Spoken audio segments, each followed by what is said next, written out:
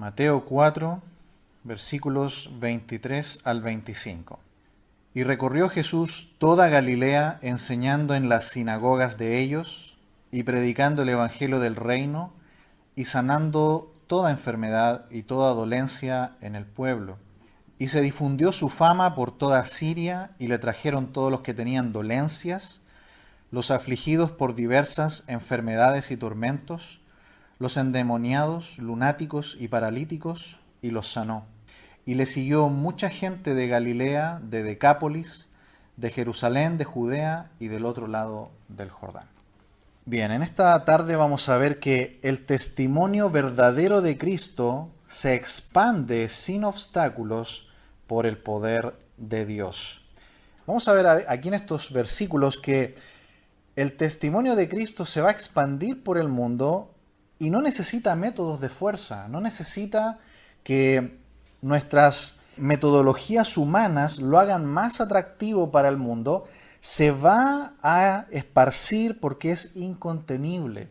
Nada lo puede detener. Va a avanzar con una fuerza que viene de Dios. Y esto es muy importante, hermanos, porque en este tiempo estamos viendo como muchas veces la cristiandad trata de maquillar el evangelio, trata de hacerlo atractivo al mundo, trata de sazonarlos con distintas técnicas para que el mundo se sienta atraído por él. Pero es un gran error porque la Escritura nos muestra que el mundo de manera natural siente un rechazo hacia la luz del evangelio de Cristo. No tenemos que mejorarlo, no tenemos que maquillarlo, que hacerlo atractivo al mundo, simplemente tenemos que dejar que salga hacia el mundo, que el mundo lo pueda recibir. Lo que vamos a ver sin duda aquí a través de todo el Evangelio de Mateo es que hay fuerzas que van a tratar de detenerlo, pero el poder de Dios es mayor. El poder de Dios va a ser mayor y aunque haya persecución, como veremos que hay amenazas, hay ataques del maligno, va a haber muerte, va a haber enfermedad, todo tipo de oposición. El testimonio de Cristo va a avanzar sin que nadie lo pueda contener. Note que el texto aquí nos dice que Jesús recorrió Galilea. Si usted mira en sus Biblias atrás, en sus Biblias va a ver que hay unos mapas. Siempre hay mapas de la tierra de Israel en tiempos de Jesús y va a ver que Galilea es la parte norte de Israel. El Señor predicó recorriendo Galilea, pero aquí el texto nos dice que su fama se extendió ¿hasta dónde? Hacia todas las regiones del sur de Israel. Es decir, el Señor no tuvo que visitar toda la tierra de Israel para que su nombre se haya hecho conocido. El Señor no usó metodologías humanas de fuerza, el Señor simplemente expuso al mundo el verdadero testimonio de Dios en este mundo, un mensaje del cielo, y este mensaje se expandió sin obstáculos, porque detrás de él, ¿quién está? Está el poder de Dios. ¿Y cómo lo hizo el Señor Jesús? Lo hizo predicando y enseñando. Predicando y enseñando. Dice el versículo 23, y recorrió Jesús toda Galilea, enseñando en las sinagogas de ellos y predicando el evangelio del reino y sanando toda enfermedad y toda dolencia en el pueblo. Lo primero que dice es que recorrió Galilea. Quizás ya vio un mapa allí de su Biblia, va a ver que Galilea es toda la parte norte, arriba cerca del mar de Galilea, abajo va a ver que está el mar Muerto y el río que une estos dos es el río Jordán. Solamente la parte norte bastó para que el Señor recorriera y predicara y enseñara, como dice allí, para que Él se haya hecho conocido hacia el sur.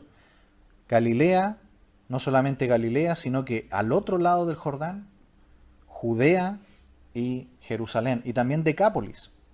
Podemos ver entonces, hermanos amados, que cuando el verdadero mensaje de Dios es proclamado, simplemente predicado y enseñado, va a atravesarlo todo y va a llegar a los lugares más insospechados porque detrás de ello está el poder de Dios. En primer lugar dice el pasaje aquí que el Señor estuvo enseñando en las sinagogas.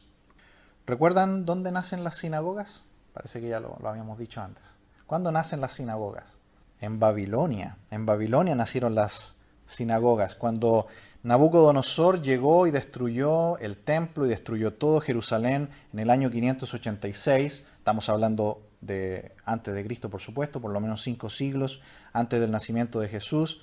el pueblo de Judá, es decir, el reino del sur de Israel, fue llevado cautivo a Babilonia y estuvieron allí 70 años.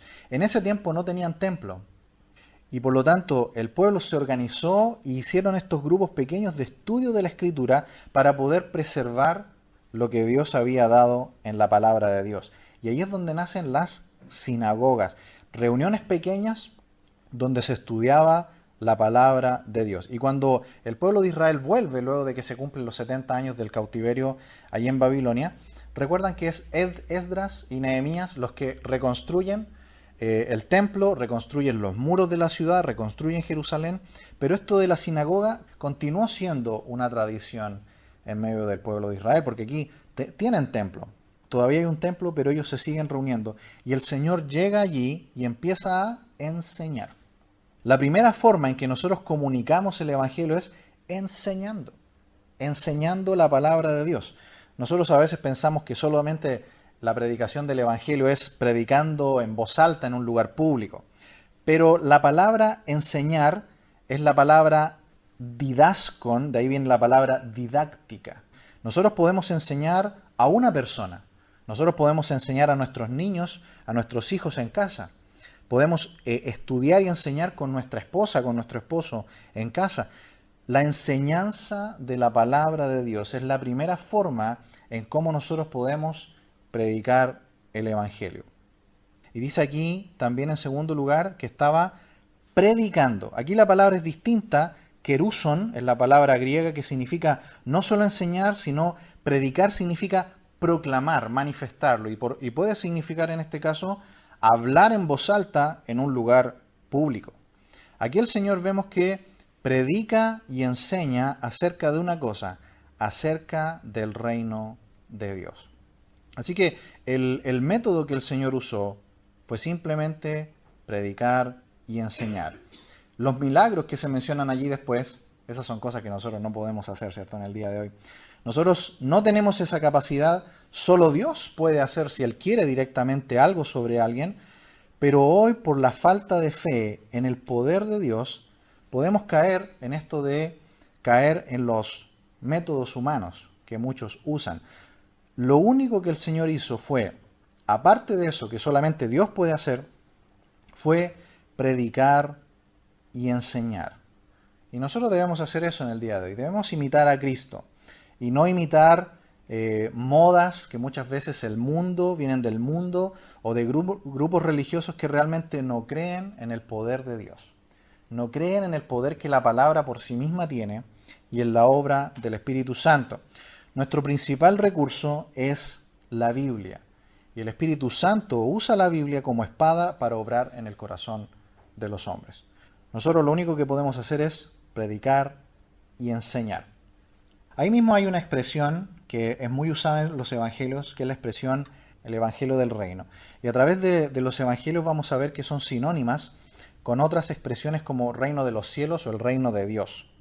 Pero antes de ir al reino, noten ahí la palabra evangelio. La hemos definido otras veces también. Evangelio significa buenas noticias. Buenas noticias. Euangelion es la palabra griega. Primero está la palabra eu. Eu significa bueno o bien en griego. Y angelion significa mensaje. De ahí viene la palabra ángelos, que es la palabra para ángel. Un ángel es un mensajero. Así que evangelio significa buenas noticias.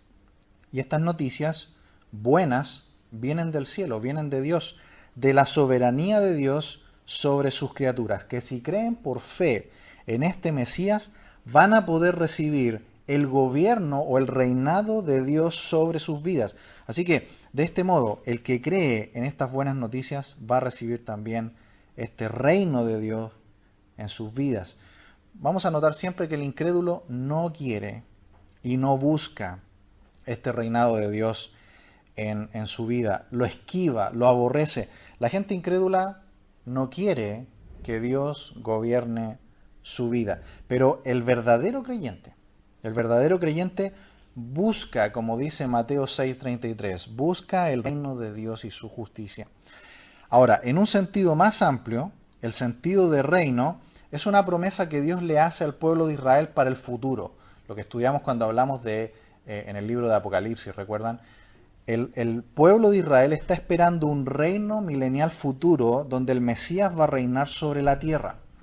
Este reino milenial, que nosotros lo estudiamos bastante en el capítulo 20 de Apocalipsis, es como, no sé si usted ha visto que los libros a veces traen un prólogo, ¿no? O una introducción al inicio de cada libro. Bueno, este reino milenial sobre la tierra, cuando Cristo reine sobre este mundo, después de la gran tribulación y después de la segunda venida de Cristo, este reino milenial es solamente el prólogo o la introducción de lo que va a ser el reino eterno, el cielo eterno, cuando Dios deshaga esta creación antigua, la haga de nuevo, vengan los cielos nuevos y la tierra nueva, y allí el Señor Jesucristo reine esta vez por los siglos de los siglos. Quisiera citar aquí un comentario, el comentario al Evangelio de Mateo por Evis Carballosa, donde él hace una explicación muy buena sobre esto. Él dice lo siguiente: muchos creen que el reino ya está establecido en la tierra. Dicen que la iglesia es el reino. Quienes creen así no son capaces de explicar el caos que existe aún en muchas congregaciones. La rebeldía y la carnalidad que se practican en muchas iglesias son totalmente incompatibles con la vida en el reino del Mesías. Los que así afirman no dan explicación alguna de la presencia de la anarquía, de la rebelión y de la miseria que infesta la humanidad. Tampoco son capaces de explicar por qué tienen tantos seguros y alarmas en las puertas y ventanas de sus casas.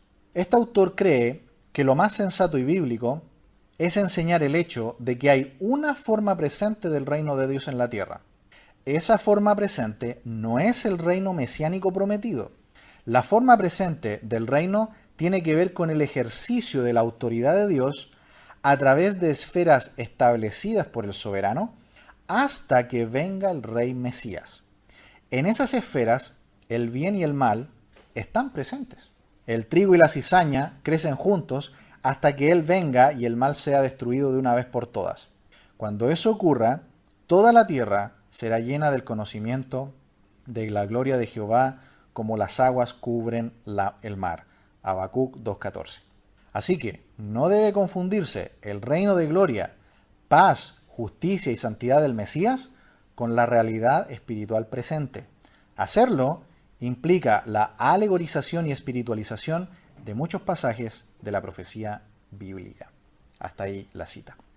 Entonces, hermanos amados, ¿el Señor ya reina? Sí, ya reina. Pero el reino milenial del Mesías sobre la tierra está en el futuro.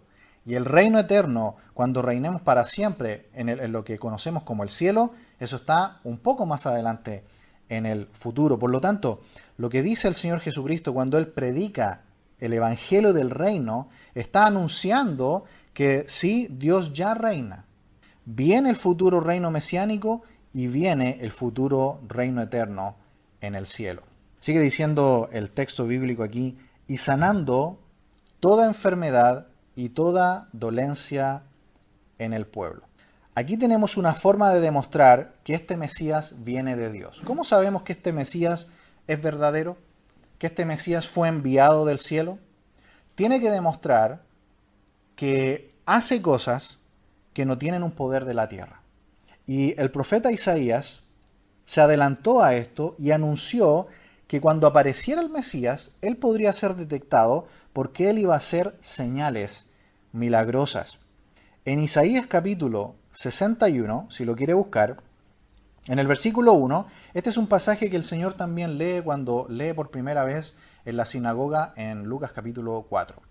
En Isaías 61:1 dice: el Espíritu de Jehová el Señor está sobre mí, porque me ungió Jehová, me ha enviado a predicar buenas nuevas a los abatidos, a vendar a los quebrantados de corazón, a publicar libertad a los cautivos y a los presos apertura de la cárcel, a proclamar el año de la buena voluntad de Jehová y el día de venganza del Dios nuestro, a consolar a todos los enlutados, a ordenar que a los afligidos de Sión se les dé gloria en lugar de ceniza, óleo de gozo en lugar de luto, manto de alegría en lugar de espíritu angustiado, y serán llamados árboles de justicia, plantío de Jehová para gloria suya.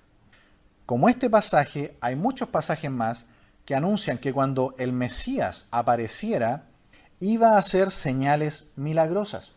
Así que Estas señales, estos milagros que el Señor hizo, eran para probar que Él venía del cielo, que Él no era un profeta cualquiera, sino que Él tenía la capacidad de hacer estas señales, pero como hemos visto, estas señales no tienen el propósito de que la gente crea en los milagros mismos.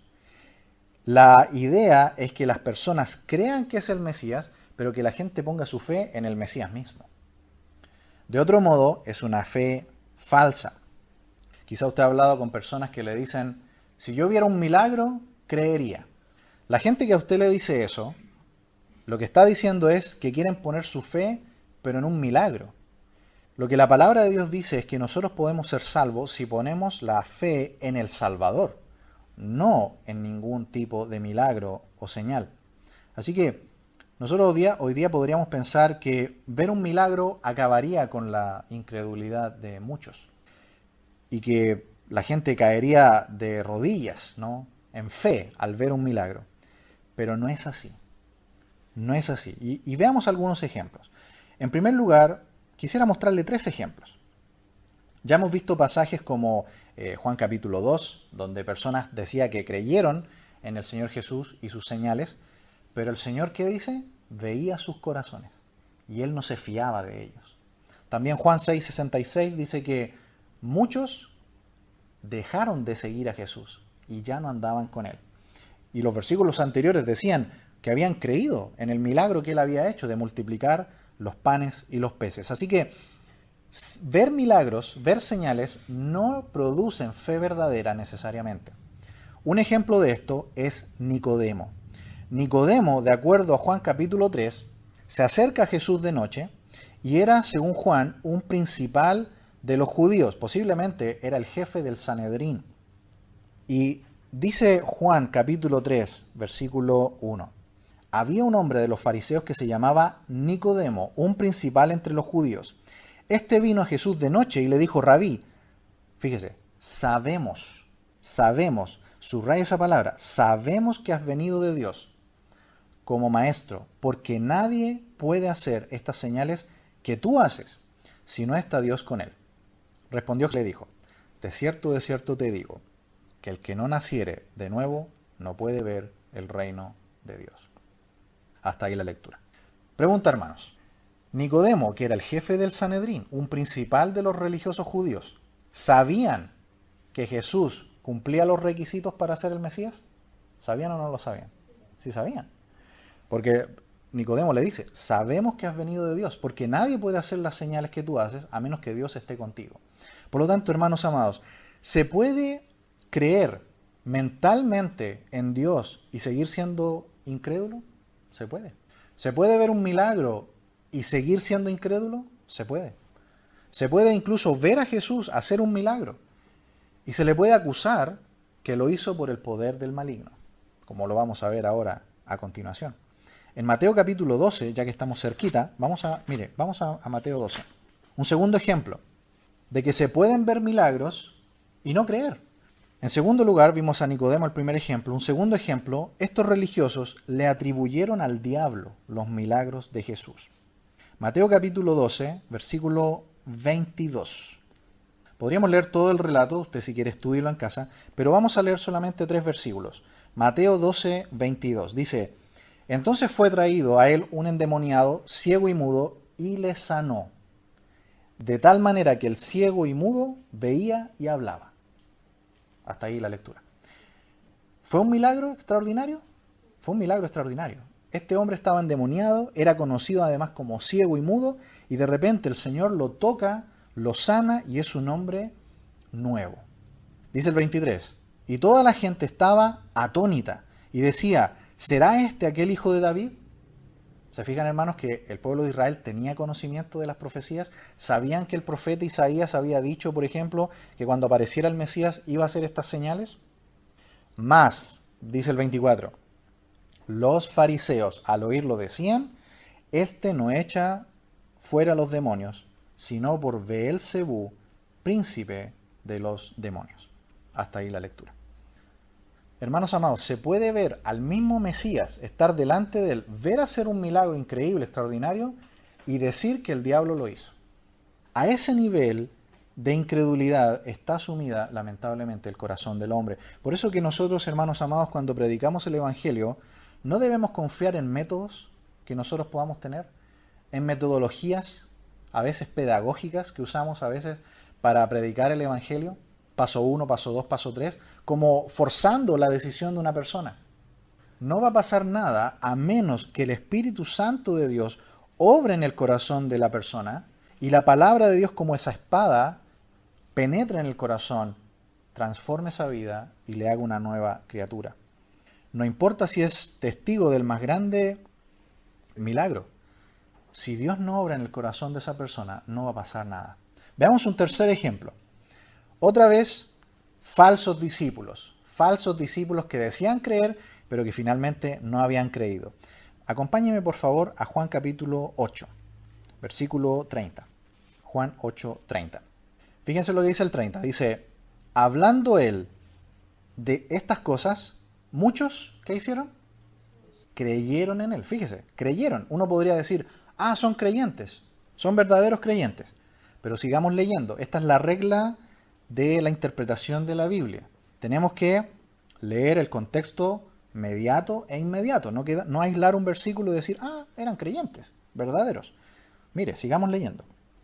Dijo entonces Jesús, en el 31, a los judíos que habían creído en él, fíjese, si vosotros permanecéis en mi palabra, seréis verdaderamente mis discípulos, y conoceréis la verdad, y la verdad os hará libres. Hasta ahí la lectura. El Señor dice, bueno, creyeron en mí, pero el Señor les dice cuál es la evidencia de si realmente creyeron.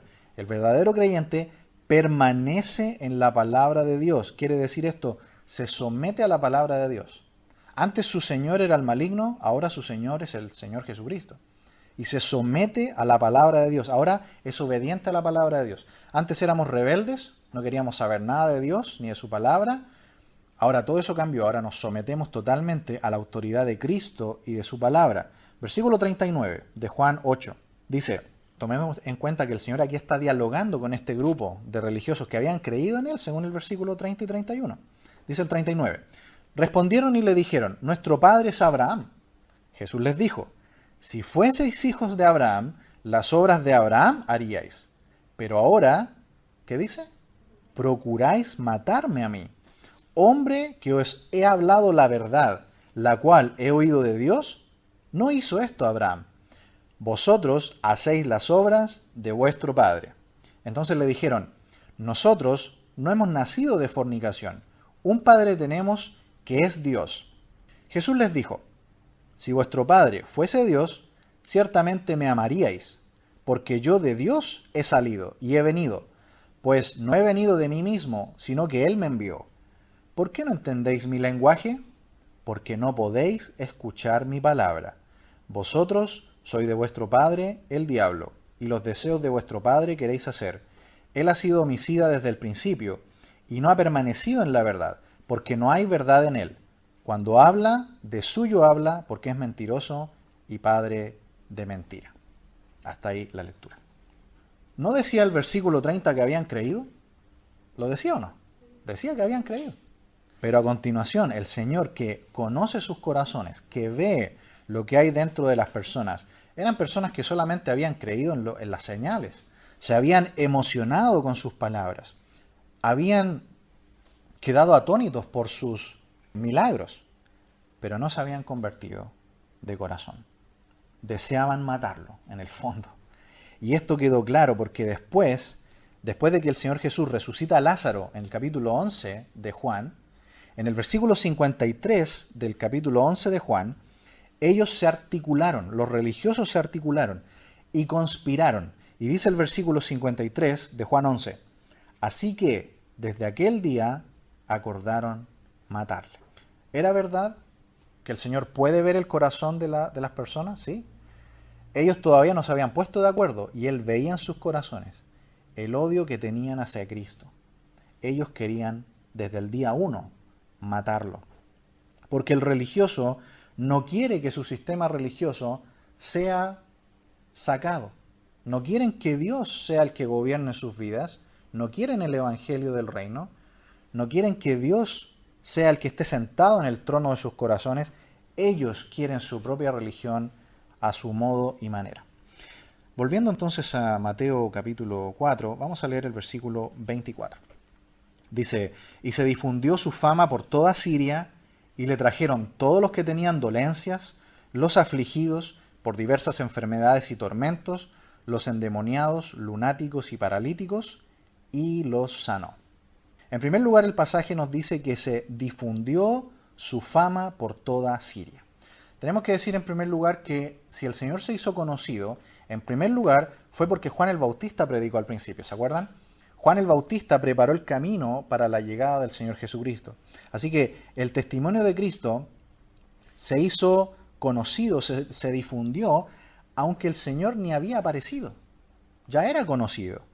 Y aquí se nos dice que el Señor solo anduvo caminando y recorriendo Galilea, predicando y enseñando, pero su fama, es decir, el conocimiento acerca de Cristo, ya se hizo conocido en Siria.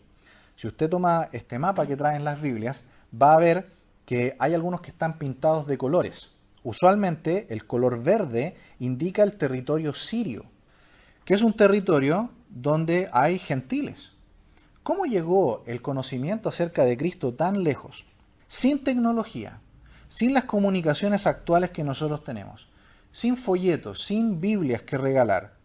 Solamente el testimonio verdadero de Cristo es tan poderoso que corre solo. Como Pablo, ¿recuerdan cuando Pablo le hablaba a los tesalonicenses y les decía, oren por nosotros, para que la palabra corra y sea glorificada? No importa si tenemos pocos medios. La iglesia del primer siglo, sin tener recursos económicos, sin tener las increíbles comunicaciones que nosotros tenemos en el día de hoy, hicieron conocido a Cristo en todo el mundo antiguo. El Evangelio llegó hasta España. El apóstol Pablo recorrió todo el imperio romano conocido en ese tiempo y se fundaron iglesias en todo ese lugar.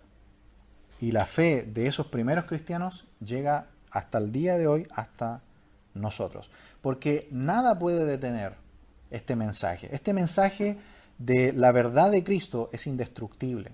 La verdad de que Dios se hizo hombre y vino al mundo y murió por nosotros para darnos salvación, ese mensaje tiene detrás el poder de Dios y nadie ni nada lo puede destruir. Es como luz, ¿no? que empieza a aparecer cuando amanece. No sé si ha visto cuando empieza a amanecer y empiezan a cantar muy temprano, empiezan los pájaros ya a hacer sus primeros cantos y empieza a aclarar y no hay nada que detenga la luz del sol y de repente está pleno día. Así, de igual manera, es la luz de Dios. Se expande sin obstáculos. Ahora, algo muy diferente es que la gente crea. Eso sí es verdad. Que la gente crea, eso es otra cosa. Pero sí el testimonio verdadero de Cristo se expande y llegó incluso más allá de los límites de Israel. Dice que su fama se extendió hasta Siria y dice, y le trajeron todos los que tenían dolencias. Notemos que aquí el mensaje ahora se centra en la parte de las señales mesiánicas.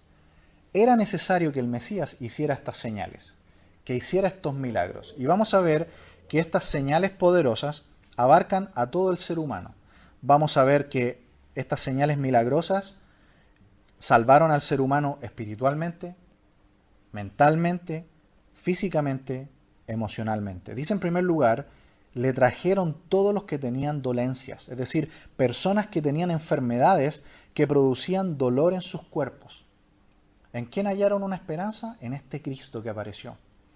Una esperanza de alguien que venía del cielo y dice que los sanó. Y si esto además lo unimos a que él predicaba y enseñaba, no hay duda de que este Jesús es el Mesías. Así que el mensaje era claro, de que era el verdadero Mesías que vino al mundo. También dice, los afligidos por diversas enfermedades y tormentos. Es decir, no solamente personas que tenían dolor en su cuerpo. A continuación dice, personas que estaban afligidas por enfermedades que producían tormentos. Usted sabe que hay enfermedades que el dolor tortura a la persona. Personas afligidas por la tortura del dolor que produce su enfermedad. Otra vez, ¿quién es el único que puede dar una sanidad total a esta persona? Es incurable. Solamente alguien que venga del cielo. Un poder que está más allá de los hombres. El único que lo podía hacer, de acuerdo a las profecías del Antiguo Testamento, era el Mesías. Y cuando él apareciera, iba a predicar y también iba a hacer estos milagros. Sanaba el cuerpo, pero no solamente el cuerpo, también el espíritu. Dice que los endemoniados también le traían endemoniados. Esto significa personas con problemas espirituales. No vamos a indagar mucho en esto, solo vamos a decir eso. Personas con problemas espirituales. ¿Quién es el único que puede ser una esperanza para esa persona en ese momento? Alguien que viniera del cielo. Alguien que tuviera un poder más allá de este mundo. Y en él encontraron esperanza también, en el Señor Jesucristo. Los lunáticos. Esto habla de personas que sufrían de un problema de la mente. ¿Quién fue el único que pudo sanarlos? El Señor Jesucristo. Los paralíticos son personas que no pueden mover ya sea todo su cuerpo o partes de su cuerpo. ¿Quién fue el único que pudo hacerlos que pudieran andar nuevamente y que pudieran ser personas normales? El Mesías. Dice ahí el versículo, y los sanó. Sanó a todas las personas. No importa el problema, físico, espiritual, emocional, enfermedad. Cuando apareció el Mesías del cielo, cualquier dolencia que en ese tiempo era humanamente incurable, él hizo esta señal. Todas estas dolencias tienen un origen que nosotros sabemos, ¿no? Es la caída, allí en el huerto del Edén. Cuando Dios creó el mundo, ¿habían enfermedades? No. Ni siquiera íbamos a morir. Todas estas cosas entraron al mundo cuando nuestros primeros padres, allí en el huerto del Edén, cayeron. En ese tiempo nosotros podríamos pensar, bueno, si una persona está enferma es un castigo, o si un niño está enfermo es por un pecado de los padres. El mismo Jesús dijo en una ocasión acerca de un hombre que era ciego de nacimiento, no pecó ni este ni sus padres. ¿De dónde viene toda la miseria del mundo, las enfermedades, las dolencias? Viene del pecado, allá en el huerto del Edén. Vino toda la caída del ser humano. Por lo tanto, cuando aparece el Mesías, se está diciendo, Dios está trayendo al mundo una nueva creación.